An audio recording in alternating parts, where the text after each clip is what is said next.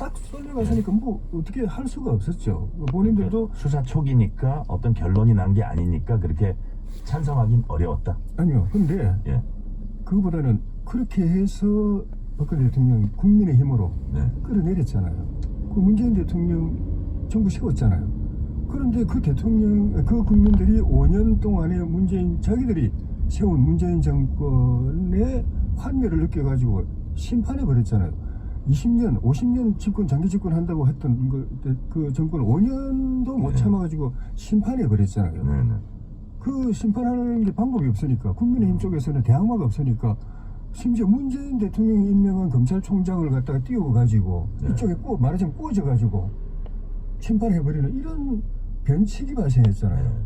그러니까 국민의 마음이라는 것이 늘 한결 같고 그대로, 만약 그렇게 해가지고 박근혜 끌어내리고 문재인 세웠는데 문재인 계속 박수 쳐주고 계속 그렇게 탄핵 민심 계속 갔다면은 네. 아마 이번에 고민 안 할 거예요.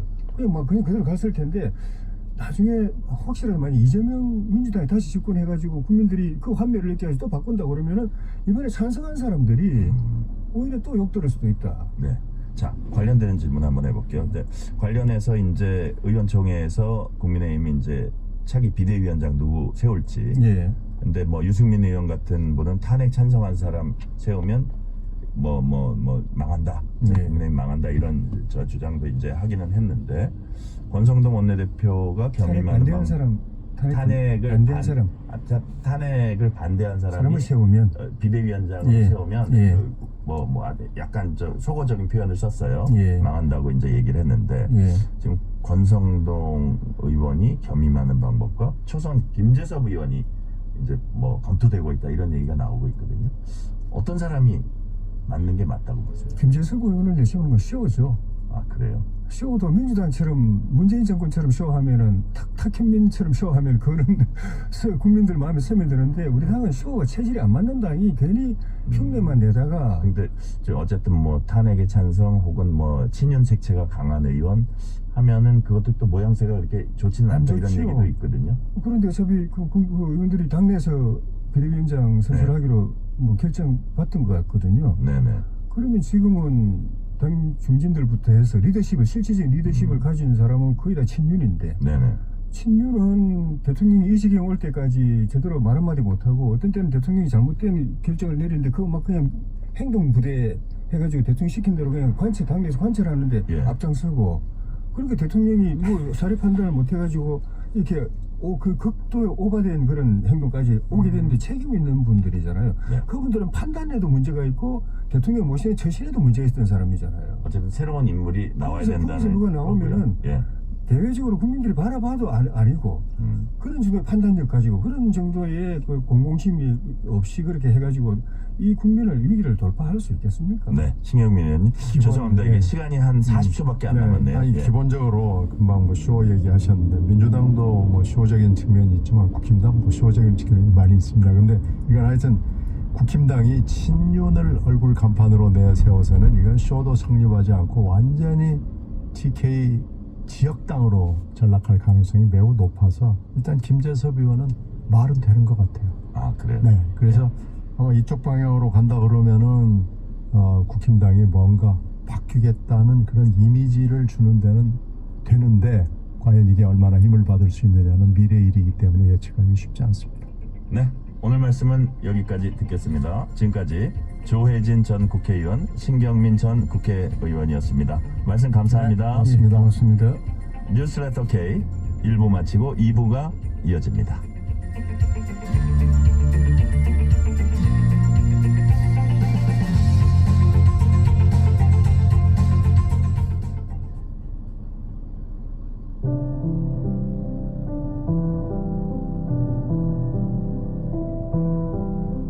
KBS 라디오 연중기획 희망충전 대한민국 617번째 이야기.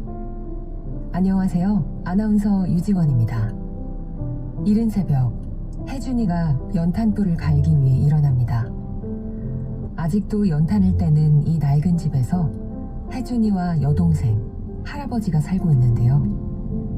혜준이가 2살 무렵 할아버지에게 어린 남매를 맡긴 채 집을 나가버린 엄마.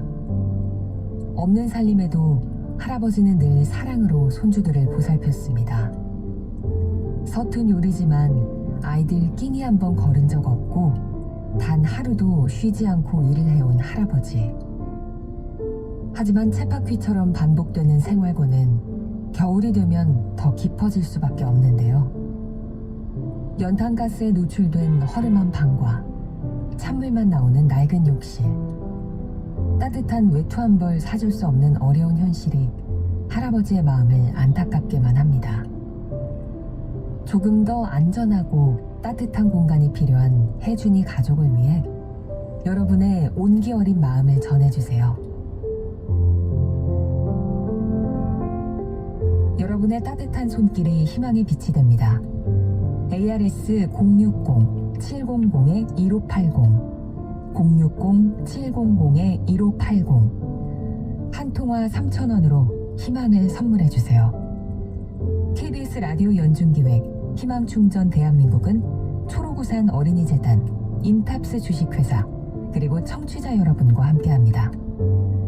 ARS 060-700-1580 한 통화 3,000원입니다.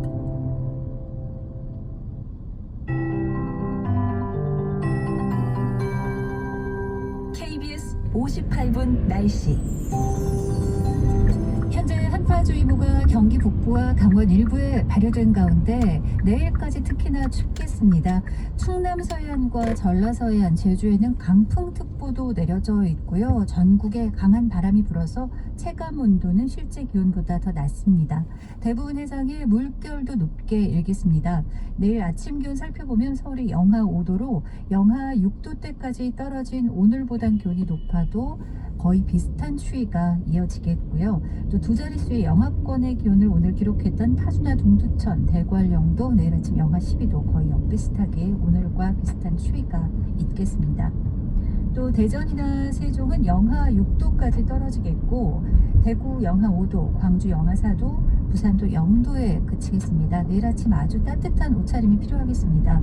내일 낮 기온도 전국 대부분 3도에서 10도에 그칠 텐데요. 서울은 내일 낮에 영상 5도까지 오르면서 그래도 낮 기온은 오늘보다는 3, 4도 오를 전망입니다. 강릉이 내일 9도까지 오르겠고, 대구 8도, 광주 7도 등 대부분 한 자릿수의 낮 기온 이어지는 가운데 현재 대설주의보, 제주 산지, 울릉도 독도에 내려져 있고요. 강원 삼척이나 경북 일부에 대설특보가 오늘 밤 추가돼 곳곳에 눈이나 비가 이어질 것으로 예상됩니다. 지금 서울 기온 영하 2도입니다. 최영우였습니다.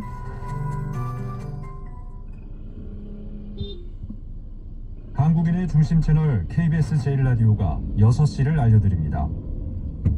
AM 891kHz, FM 103.7MHz, KBS 부산 제1라디오입니다. HLKB.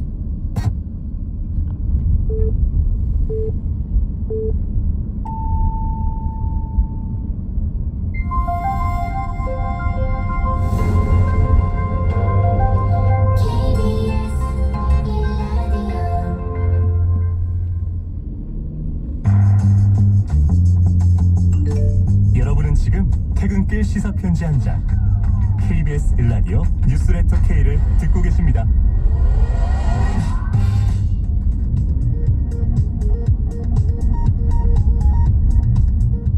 이 시각 라디오 정보센터 뉴스입니다. 국민의힘 권성동 대표 권한대행 겸 원내대표와 더불어민주당 이재명 대표가 오늘 국회에서 만났습니다. 권 권한대행은 앞서 3번의 대통령 탄핵 소추를 거론하면서 대통령 중심제가 현실과 맞는지 검토할 필요가 있다며 개헌의 필요성을 제기했습니다. 이재명 대표는 국정안정협의체의 여당 참여를 거듭 요구하면서 민생 회복을 위한 추경 편성을 전향적으로 검토해달라고 요청했습니다. 국회에서 더불어민주당 단독으로 헌법재판관 후보자 3명에 대한 인사청문회를 오는 23일부터 이틀간 열기로 결정했습니다. 민주당은 오는 27일 본회의에서 임명동의안을 강행 처리하겠다는 입장입니다. 권성동 국민의힘 대표 권한대행 겸 원내대표는 대통령이 벌이의 상황이 아닌 직무정지 상황이기 때문에 한덕수 권한대행은 탄핵 결정 전까지 헌법재판관을 임명할 수 없다고 말했습니다. 중복 수사 논란이 커지자 검찰과 고위공직자범죄수사처가 윤석열 대통령 수사를 일원화하기로 결정했습니다. 대검찰청은 윤석열 대통령의 내란 혐의 사건을 고위공직자범죄수사처로 이첩하기로 했습니다. 정부가 선정하는 올해의 관광지에 수원, 화성, 행궁동이 선정됐습니다. 문화체육관광부는 올해의 관광지에 수원, 화성과 행궁동을, 신규 관광지는 대구 간송미술관을, 열린 관광지에는 시흥 갯골생태공원을 각각 선정했습니다. 지금까지 라디오 정보센터 뉴스 평유이였습니다.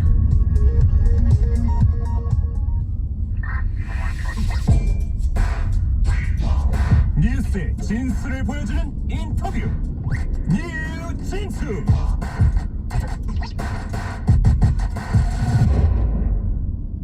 비상계엄 사태로 인한 윤석열 대통령 탄핵 소추로 국민의힘은 극심한 내홍을 겪고 있습니다. 지도부가 붕괴되면서 당대표가 사퇴했고 비대위 체제로 가시밭길 속에 당의 앞길을 헤쳐나가야 합니다. 위기의 국민의힘 어떤 길로 가고 있는지 또 어디로 가야 하는지 김재원 국민의힘 전 최고위원과 자세히 얘기 나눠보겠습니다. 김재원 최고위원님 어서 오세요. 안녕하세요. 자, 이게 뭐 좀 듣기에는 좀 깝깝하신 질문 많을 텐데 이렇게 자리를 빛내주셔서 감사합니다. 아까도 아유 까다로운데 이제 말씀하신 거 제가 들었는데요. 할 말도 없는데 나왔습니다. 아유 할 말 많으실 거예요. 자, 현직 대통령 탄핵안 통과 직후에 최고위원직 내려놓으셨습니다. 이제 나흘이 지났어요. 그동안 어떻게 지내셨습니까?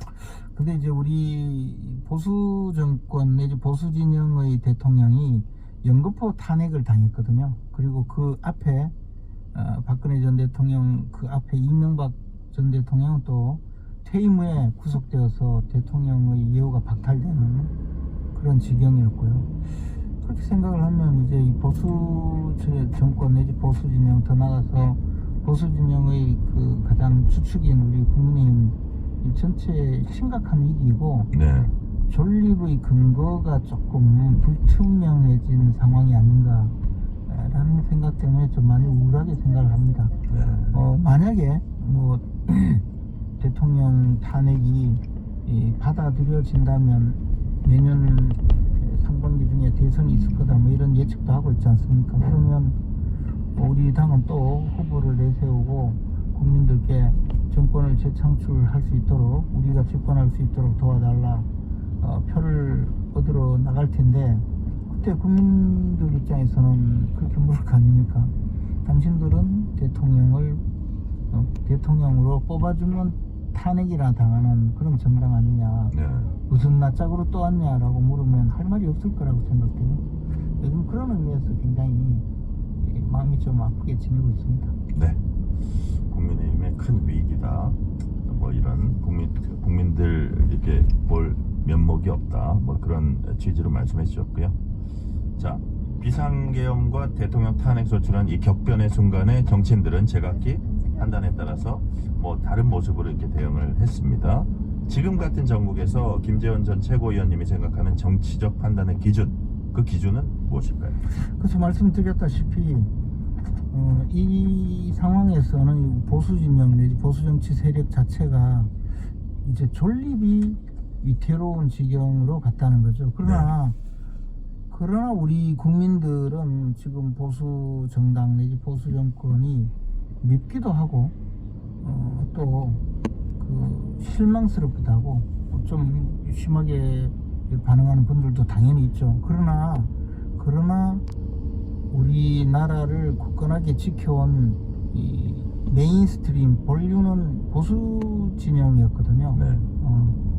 건국을 이룩하고 산업화를 이룩하고 민주화를 발전시킨 그런 보수 정치 세력이 이런 돌발 사태에 의해서 완전히 망가지게 되면 그러면 과연 우리나라가 제대로 갈 것인가? 저는 그 점에 대해서도 깊이 고민해야 된다고 생각합니다. 그래서 지금 여러 가지 상황이 있지만 이 상황에서 국민들은 아직도 보수 진영에 기대하는 바가 있고 또 그분들의 기대를 우리가 제대로 부응해야 되는데 만약 여기서 좌절하고 나면 보수 정치 세력이 아닌 또 다른 세력들이 이 나라를 완전히 망가뜨릴 가능성이 있기 때문에 저희들은 지금이라도 내적인 스스로 성찰하고 돌아보면서 앞으로 이제는 제대로 유권자들 앞에서 준비를 해야 된다고 생각하고 있습니다. 지난 2차 탄핵 소추안 표결 때 보니까 85표가 이제 반대를 했습니다. 그래서 탄핵에 반대하는 당, 마치 계엄을 선포한 윤 대통령을 감싸는 듯한 모습을 보이는 그런 여당에 대해서 당내에서 좀 우려의 목소리가 있는데, 조선일보 기사를 보니까요, 수도권 원외 당협위원장 목소리를 빌어서 탄핵의 강을 피하려다가 계엄의 바다에 빠질 것, 수도권 당협위원장들이 그런 얘기를 했나 보죠. 그런 제목의 기사도 썼습니다. 이런 지적은 최고위원님 어떻게 보세요? 뭐 수도권 당협위원장이 누군지는 대충 짐작이 갑니다. 네. 그런데 85표, 84표 그분들은 문제가 아니고, 그렇다고 해가지고 탄핵에 반대한다고 해서 비상계엄 선포를 찬양하고 나선 것도 아니고, 그분들도 대통령의 비상계엄 선포에 대해서 반대하는 마음으로 실제로 반대했을 거라고 믿습니다. 왜냐하면 그렇다고 본회의장에 가서 비상계엄 해제하면 안 된다고 주장한 분도 없고, 사적으로 그런 주장을 한 적도 없잖아요. 그런데 네네. 마치 탄핵을 반대하는 것이 비상계엄을 찬성한 것처럼 주장하고, 그것을 비난하는 내부 세력은, 그분들은 과히 이 정당한 주장을 하는 것은 아니라고 저는 생각을 합니다. 그리고 지금 이 당에서 탄핵을 반대한 것은 이 대통령의 비상계엄 선포 이후에 벌어지고 있는 여러 가지 국가적 혼란을 네. 해결하는 합리적인 방안으로 가자는 한 가지 또 안을 제기하면서 그렇게 가려고 한 거죠. 예를 들어서 우리 보수 진영은 과거에 박근혜 전 대통령의 문제를 탄핵으로 해결하려는 불의가 분명히 있었어요, 당내에. 그런데 그분들이 성공했습니까? 결국에는 보수 진영 전체를 무너뜨리고, 그리고 그분들이 주장하면서 당을 만들어서 바른정당이라고 만들어서 나가서 대통령 선거까지 또 나오면서 보수를 대분열시키고, 결국은 일패도지하고 다시 이 당에 들어왔죠. 그래서 그런 해법에 대해서 굉장히 반성적인 고찰을 하면서 그때 탄핵 표결 그 무렵에도 그 당시에 가장 박근혜 전 대통령 탄핵 사태 때 탄핵을 하자고 주도했던 분들이 과거에 이런 해법이 결코 옳지 않았다. 그리고 이것이 주는 또 엄청난 효과가 있었다고 그렇게 스스로 굉장히 설명을 했지 않습니까? 그러면 왜 탄핵을 반대했느냐? 그것은 당내에서 분명히 이 문제를 해결하기 위해서는 이 탄핵이라는 국가적인 그 헌정중단 사태로 갈 것이 아니고, 대통령을 퇴진시키되 여야 합의로 일정 기간, 그러니까 예를 들어 지금 탄핵이 통과된다고 보더라도 내년 상반기 중에 대선이 이루어진다면 아예 대통령 임기를 그만큼 축소하고 정치 체제의 그 변화를 개헌을 통해서 이루고, 그것이 합리적인 방안이니까 그렇게 해서 대통령 임기 단축 개헌을 하자라고 주장을 했던 것이고, 그것이 상당한 지지를 얻을 수밖에 없었는 게, 이번에 탄핵을 하겠다고 나서서 심지어는 목에 그 피켓을 걸고 탄핵해야 된다고 주장하던 그분도 처음에는요 임기 단축 개헌을 받아들이라고 기자회견 했지 않습니까? 그리고 탄핵에 찬성하겠다고 공개적으로 선언하고 탄핵 찬성한 분들이 바로 그 주인공들이었어요. 그리고 임기 단축 개헌에 대해서 또 시도지사들도 그것을 지지하고 나섰거든요. 그런데 막상 야당에서, 민주당에서 그것을 받아들이지 않고 어떻게든 탄핵을 통해서 보수진영 전체를 무너뜨리는 작전으로 나오니까 오히려 거기에 동조한 분들이죠. 그래서 탄핵을 반대했다고 해서 마치 비상계엄을 찬양한 것처럼 내란 동조 세력이라고 공격하는 이 당내 인사들의 이 발언이 과연 정당한 발언이냐, 저는 그 점에 대해서 굉장히 다른 생각을 갖고 있습니다. 네. 자, 믿었던 장동혁 최고위원, 진정호 최고위원까지 사퇴하면서 한동훈 대표가 결국 사퇴했습니다. 지도부가 붕괴된 건데, 계엄 사태와 탄핵 전국에서 한동훈 대표의 행보 어떻게 평가하세요?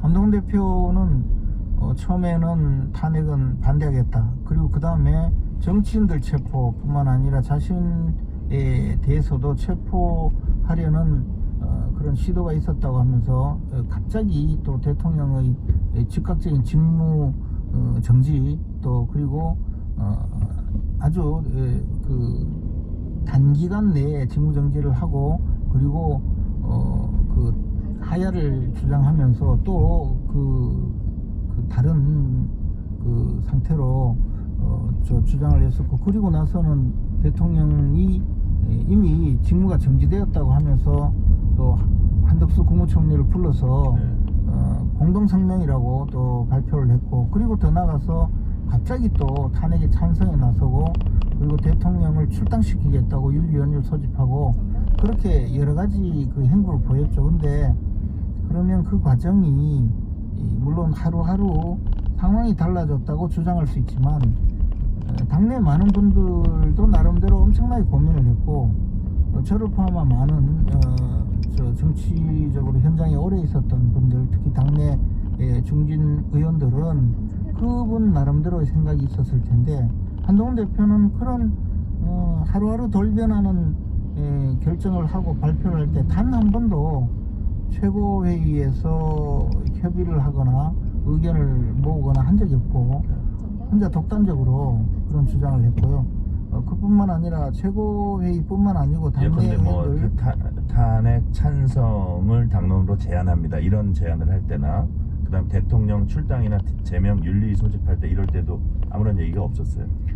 탄핵을 찬성한다고 하면서 기자회견을 하기 직전에 최고회의를 열었는데 예.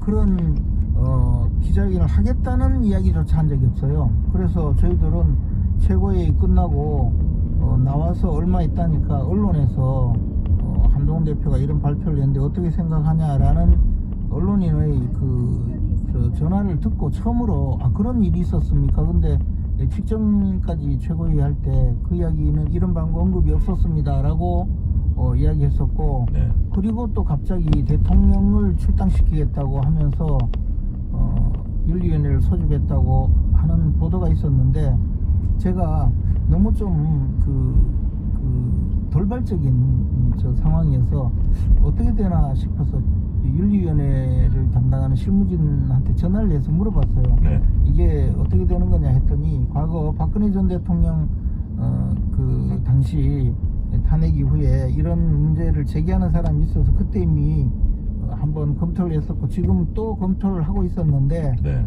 우리 당이 현직 대통령을 출당시킨다는 것은 한 번도 상정해 보지 않고 그래서 당 윤리위원회 규정에 그런 근거 규정이 마련돼 있지 않아요.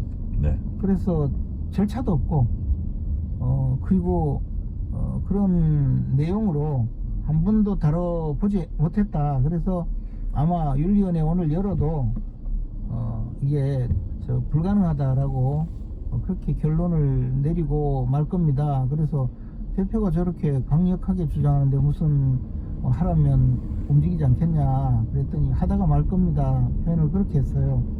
실제로 그렇게 됐잖아요. 그러면 이런 내용으로 실무진조차 다 예견하고 있는 일을 그냥 마구 버리고 하니까 당내에서 대표의 리더십에 대해서 상당한 의구심을 가졌고 이 과정은 사실 우리 당이 그동안에 과거에 제왕적 당대표의 전행을 막기 위해서 집단 지도 체제를 택하고 네. 당대표 내지 당 총재에게 권한이 집중된 것을 방지하고 당대표가 잘못된 결정을 하지 못하도록 최고위원들을 뽑아서 견제와 균형을 맺도록 한 근본적인 당헌 당규의 심각한 위반 행위였다고 생각을 합니다. 네.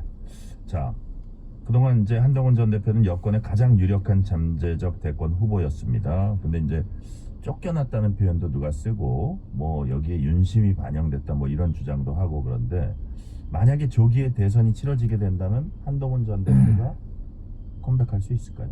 아니 언제든지 돌아올 수 있죠. 뭐 저는 한동훈 대표가 어떤 일이 있어도 다시 대선 국면에 네. 돌아와서 그 대선에 출마할 거라고 생각하고 있습니다. 아, 그래요? 그것은 뭐 본인의 판단이고요. 다만 쫓겨났다는 표현을 딴 사람이 쓴 것도 아니고 한동훈 대표 본인이 그런 말 썼는데 쫓아낸 사람이 없어요. 저도 최고위원으로서 물러나기 싫었어요. 그럼 다른 분들도 마찬가지였을 거예요. 근데 그 장동혁 최고위원이나 진종호 최고위원은 한동훈 대표와 러닝메이트로 대선 전당대회 당대표 경선. 출마했던 예. 분들이잖아요. 근데 그분들이 사퇴하겠다고 그렇게 심각하게 고민하는 줄은 저는 몰랐거든요. 네. 그런데 대통령이 탄핵당하는 과정에서 당대표가 보여준 정말 제가 봤을 때는 그 당대표로서 보여준 여러 가지 행보가 우리 당의 지도부의 일원으로서는 도저히 계속적으로 리더십을 이끌고 갈 수 없다는 생각을 가졌었고, 그런 당 지도부의 한 사람으로서 책임을 지는 의미로 저도 사퇴를 냈거든요. 근데 이미 4분의 최고위원이 사퇴를 했기 때문에 지도부는 붕괴된 상태였어요. 네. 그래서 제가 사퇴한 건데, 쫓아낸 사람이 누가 있습니까? 그러면 제일 먼저 사퇴 의사를 밝힌 분이 장동혁 최고위원이에요. 그리고 두 번째 최고위원 사퇴한 분이 진종호 최고위원이거든요. 근데 그분들이 사퇴했는데 그러면 윤석열 대통령이 뒤에서 배후 조정을 했나요? 그런 식으로 이야기하는 것은 너무나 잘못된 이야기고, 네. 그게 무슨 십자가 밟기 이야기까지 해가면서 그런 압박이 있었느니 하는 정도의 이야기를 하는데 제가 참 그것도 잘 납득하기 어렵다. 아니 말씀이시고. 저는 뭐 현장을 모르니까 그런데 네. 그러면 그분들은 겁에 질려서 사퇴를 했나요? 장동혁 최고위원과 진종호 최고위원은 무슨 그 현장에서 겁에 질려서 어쩔 수 없이 사퇴한 건가요? 그분들의 결정을 네. 너무 그렇게 쉽게 생각하는 거 아닌가. 근데 네, 그 말씀은 한 그 정도까지 하고요. 자, 이제 비대위원장 뽑아야 됩니다. 권성동 당대표 권한대행 겸 원내대표가 겸임하는 것도 검토되고 있고, 김재섭 초선 의원이죠. 이 검토되고 있다는 얘기도 있고요. 어떤 사람이 비대위원장 맡아야 된다고 보세요? 근데 지금 앞에서도 말씀드렸다시피 지금 표현을 빌리면 당에 세신 이미지도 있고, 네. 안정적이고 능력도 있고 화합도 하고 이런 분을 모셔야 된다고 이야기를 다 하지 않습니까? 네. 그런 분이 있으면 얼마나 좋겠습니까? 그러면 우리 당이 이렇게까지 지금 위기에 빠지지도 않았을 겁니다. 지금 상황은 사실 그런 모든 것을 생각해서 또 외부에 유명 인사를 모셔서 맡겼다가 또 실망하는 일이 자꾸 벌어지면 안 된다. 현실적으로 지금은 최소한 우리가 필요로 하는 사람이라도 비대위원장으로 내세워서 이 무너져가는 당의 기반을 조금이라도 네. 지켜야 된다는 그런 절박한 심정이 있습니다. 지금 앞에서 말씀드렸다시피 보수 진영 전체가 네. 정당성을 잃어가는데, 이러다 보면 최소한 내부의 여러 가지 걱정을 해소하고, 그다음에 최소한 지지 기반이라도 지켜나갈 수 있는 그런 정도의 안정적인 분이 필요하다고 생각을 합니다. 구체적으로는 현직 국회의원들이 지금 의원총회를 통해서 특히 초선 의원, 재선 의원, 삼선 의원 이상에서 추천도 하고 해서 결정을 할 것 같은데, 저는 그래도 당내에서 신망을 얻고 있는 중진 의원들이 그 대상이 되지 않을까 생각합니다. 그렇게 보세요. 자, 윤석열 대통령은 탄핵 심판은 물론 내란 혐의도 끝까지 다투겠다는 뜻을 분명히 했습니다. 윤 대통령의 법적 대응에 국민의힘이 보조를 맞춰야 된다고 보세요? 보조를 맞출 수 있으면 참 좋겠죠. 그러나 현실적으로 윤석열 대통령의 내란죄 혐의에 대해서 많은 다툼이 있을 겁니다.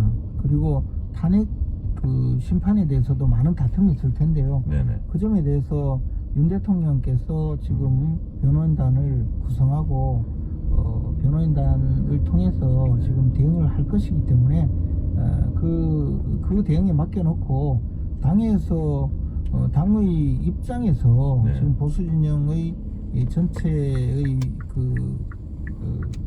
위상을 지켜나가는 수준으로 필요한 경우에는 방어도 해야 될 것이고 네. 필요한 경우에는 좀 다른 대비도 해야 되지 않겠습니까? 저는 지금 윤석열 대통령의 대응에 우리 당이 전적으로 몰입되어서 같이 가는 건 불가능하다고 보고요. 또 그렇다고 해서 완전히 꼬리 자르기처럼 그렇게 가기